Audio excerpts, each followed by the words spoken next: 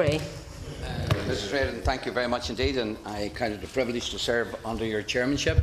And also, I welcome the Minister to his new post, and I have a great personal respect for him. And I trust that he will be able to give us some not only enlightenment but also some assistance in this the situation which my honourable friend for East Londonderry has brought, and I congratulate him for securing this debate.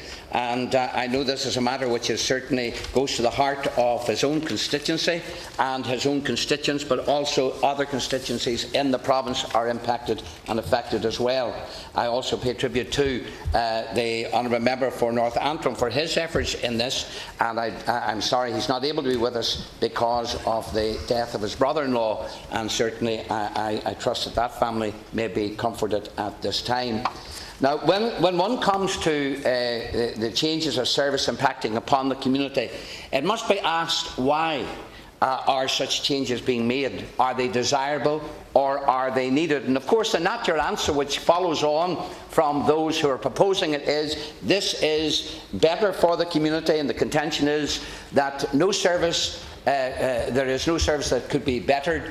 And in many ways, yes, that is true. However, what is being proposed? Is it for the betterment, and is a demand coming from the community? Now, or what are they being offered? And I have to say I have great doubts and grave doubts as to the centralisation of services to the DVA headquarters in Swansea. And the proposer or the consultation suggests here that the proposals may result in the closure of a network of dedicated offices in Northern Ireland. Now, we know that that is not the case. Why do they not say it as it is?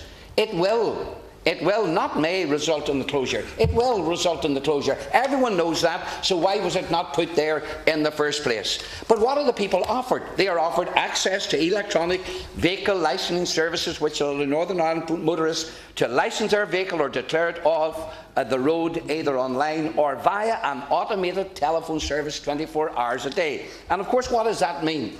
It means this. Simply, you have the opportunity to go online or wait online for a telephone for this automated service. Now, Mrs. Reardon, we live in a very impersonal age. It seems to be that whenever you're trying to contact those who are making decisions for you, they're getting further and further away from you. And therefore, I do not believe that that is an improvement of service. For example, they're told to go online. Now, that may be helpful to some people. But even the reality of it in the rest of the United Kingdom is that many people who have got that opportunity are not so doing. So why are they not doing it? Well, some of them cannot. It is just simply they cannot, or they find it difficult. And instead of being an assistance and help to them, actually it is more of a hindrance to them. But of course, if they're not able to go online, what you do is they're promised is this automated telephone service. Now, I must be honest, I, as a public representative, are sick, sore and tired of automated services. You're told to press this button, press that button, move on to the next thing, and you hope to get at the end of it some person to speak to you, and you don't get someone to speak to you at all. You get this voice, this totally impersonal situation where you're nothing better than a number now. And in reality, that's exactly what the services are promised. That's what they're being promised in this. You are going to be a number rather than a person. There's no human face to the service provided anymore. And I can tell you, as far as the people that I represent are concerned, they want to talk to somebody. Yeah. I remember when they were making the decision to change things for representatives as regards planning in Northern Ireland. They were told, listen, you're not allowed to go out onto sites anymore, you sit in an office. Right. I must be honest, give me 10 minutes on a site any day, on the site, and sitting half an hour in an office. Because it is looking at reality, not simply looking at a piece of paper. And I do believe that if we are looking for something that is for betterment, then it should be judged by those who are having the service. Yeah. And in Northern Ireland, the people are saying, and my constituents are saying, we want to have the services retained in Northern Ireland because we believe it is a better service. Not simply we want to hold on to the job, but it is a better service.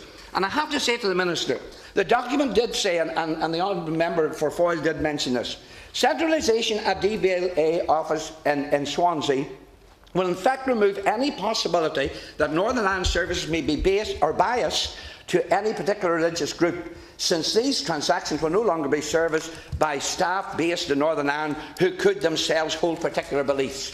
Now that is and was a slur, but who decided to put this in the document? Who was the person that thought up these words? And then, of course, the Minister, when he was faced by my honourable friend for North Antrim, he said, "I apologise for any offence that was inadvertently caused and accepted the wording could have been clearer." I asked this question, well, what did it mean then? What actually did it mean? Because if it wasn't meant to mean what it said, well then what did it mean? And I do believe it needs to be put on record, and the person who put it in the document should be hauled over the coals, for that is an insult to those who have worked hard and served the people. I have only just a few seconds. The Minister is going to reply at this moment.